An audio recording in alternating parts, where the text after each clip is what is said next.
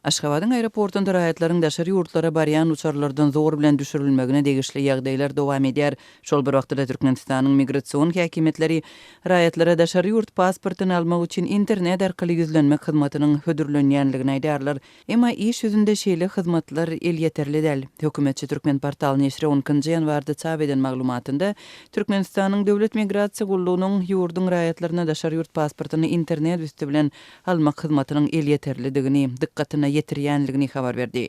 Maglumatda migrasiýa gullugynyň web saýtyna talgy berilýär we daşary ýurt pasporty üçin onlaýn arda ýazmagyň jekme-jek instruksiýasy hödürlenýär. Şol bir wagtyň özünde de agdalan bu hyzmat döwlet migrasiýa gullugynyň web saýtynda dogrudan hem göz öňünde tutulýar. Emma iş ýüzünde ne ýurdun içinde ne de daşynda işleýär.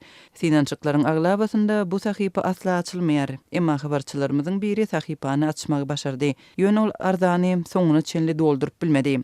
Bu saýty synap gördüm maglumatlary dolduran soň suraty ýüklemeli. Emma bu mümkin däl. 3 gezek synançdym başa barmady diýip habarçymyz 13-nji ýanwarda habar berdi. Daşary ýurt pasportyny almak meselesi Türkmenistanlylaryň en çemet üçin iňen aktual mesele bolup durýar. Soňky ýylyň dowamında ýurdun migrasiýa daralarynda ägir türlü nowatlar saklanýar. Daşary ýurt pasportyny almak üçin nowata ýarym ýyl öňünden ýazylmaly bolýar. Bu arada habarçylarymyz habar berýärler. Ýurdun daşynda ýaşaýan Türkmenistanlylar hem biometriki pasporty almakda uly kynçylyk çekýärler. Azatlyň söhbetdeşleri Türkmenistanyň konsulxanalarynyň dokument bermekden ýüzörýänligini aýdýarlar. Hususan da Ukrainada ýaşaýan dinleýijimiz özüniň 21 ýaşly gyzynyň ýagdaýyny gurrun berdi.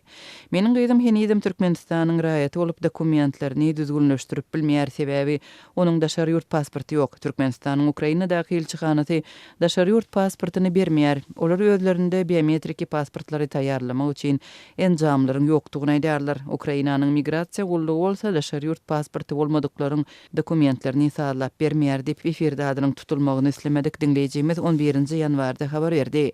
Türkmenistanyň raýatlarynyň daşary ýurt pasportyny almakda çekýän kynçylyklary bilen bir wagtda türkmen häkimetleri we gararsız habar beriş serişdeleri raýatlaryň daşary ýurtlara goý berilmezligi bilen bagly ýagdaýlar barada habar berýärler. 13-nji ýanwarda Azatlyň habarçysy soňky günlerde Aşgabatyň aeroportunda raýatlaryň uçurdan düşürilmegine degişli bolan ýagdaýlar barada gurrun berdi. Hususan da migrasiýa resmileri Liwap vilayatynyň 2 ýaşaýjysyny Türkiýe barýan uçara goý bermändir we olara munyň sebäbini düşündirmändir.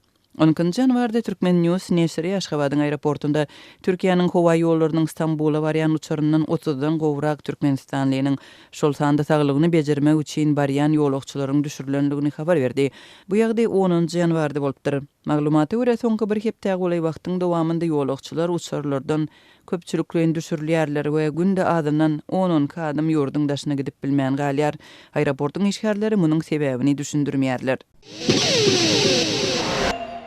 Lewawyň daýhan birleşiklerine iş orunlary kemeldilýär, iş ýerleri ýapylýar. Müňlerçe owa hojalyk işgäri işsiz galdy. Ýylyň başı Lewap welaýatynyň daýhan birleşiklerine iş orunlarynyň kemeldilmegi hemde käbir iş ýerleriň ýapylmagy bilen başlandy. Daýhan birleşiklerdäki tehnikalara hyzmat ediş ustahanalary ýapyldy. Her birleşikde adyndan 10 töwere usta, kewşirleýiji we garaul işsiz galdy. Owa tehnikalaryny awatlamak işleri etrap merkezlerindäki owa hyzmat karhanalarynyň jogapkärçiligine geçirildi. Ýöne welaýatda iş orunlarynyň kemeldilmegi diňe owa hojalyk pudugy bilen çäklenmeýär.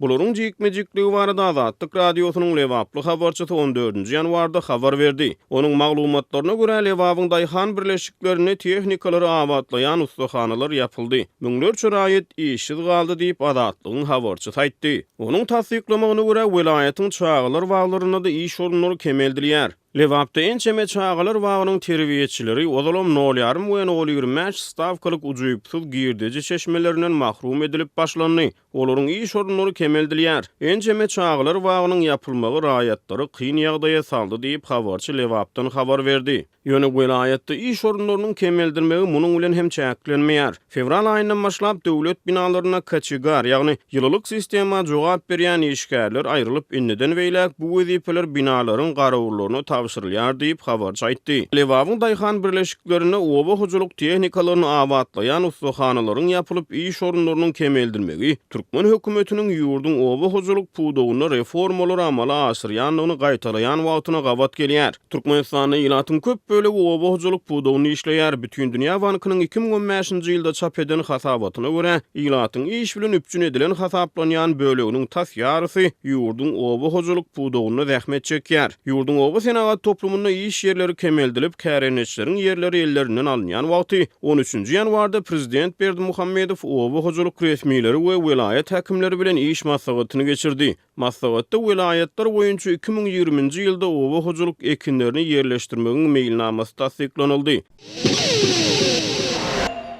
Şunlar Mar şäheriniň orta mekteplerinde okuyan käbir çağalar täze ýyl bayramynda molima sowgat bermendigini aýdyp, mektebe gitmek islemeýändiklerini belleýärler. Olar enatalaryna mektebe baranda molimyň özlerine käýäp, yaramaz çemeleşjekdigini aýdýarlar. Adatlyk radiosynyň mardak habarçylarynyň biri bu barada özüne enatalaryň ençemesiniň gurrun berendigini tasdiklap, 13-nji ýanwarda bolan bir wakany gurrun berdi. Şuň enatalaryň biri çağasynyň hiç ýyly mektebe gidesi gelmendigini, onu zordan okuw iýerendigini aýtdy. Ol çağasyndan näme üçin mektebe gidesin gelen ok diýip sorandy. Çağa men molima sowgat bermedim. Molim biziň hemmämize täze ýylda özüne sowgat getirmegimizi aýtdy. Klassdaşlarymyzyň köpüsi oňa sowgat berdi diýip jogap beripdir. Şondan soňra çağa men sowgat eltmesem molim meni halanok sapakda ýöne söýär, ikilik goýar diýip aglap jogap beripdir diýip howpsuzlyk aladalar sebäpli gizlinlik şertine söhbetdeş bolan habarçy aýtdy. Bellep geçdik 13-nji ýanwarda Türkmenistanyň mekteplerinde gyşky dyn jalşylary tamamlanyp, 2 hepde çemesi ara kesmeden soňra 2019-2020-nji okuw ýylynyň 3-nji çäriýegi başlandy. Marlene atalar şeýle wakalaryň mundan ozalky aýlarda we ýyllarda hem bolandygyny aýdyp, özleriniň bu barada mektep ýolbaşçylaryna hemde şäheriň baş bilim müdirligine edýän şikaýetlarynyň netije bermeýändigini nytaýarlar. Biz aýdan aýa zordan gün görýändigimiz üçin molimlere sowgat almaga maddi mümkinçiligimiň ýokdugyny aýdyp, şuňa meňde şikaýetler öň hem edipdik. Şondan bäri mektep ýolbaşçylary molimler bilen wagtal ýygnaklary geçirip, sowgat almaly däldigini tekrarlaýarlar. Ýöne bu ýygnaklar iş ýüzünde hiç ýyly kömek etmeýär. Hatda bir okuwçy bir näçe molima sowgat berse, olaryň arasynda saňa gowy sowgat berip, maňa bermändir diýenleri hem bar diýip, habarçy enatalaryň biriniň sözüni getirdi. Adatlyk radiosy bu ýagdaý barada komentariýa almak üçin degişli molim, mektep we şäheriň baş bilim müdirligi bilen habarlaşyp bilmedi. Ýöne adatlygyň ýurdu içindäki habarçylary we yerli synçylaryň ençemesi Türkmenistanda paraxorlygyň, korrupsiýanyň çağalar bagyndan mekteplerden başlaýandygyny aýdýarlar. Olar terbiýeçilere, enekelere we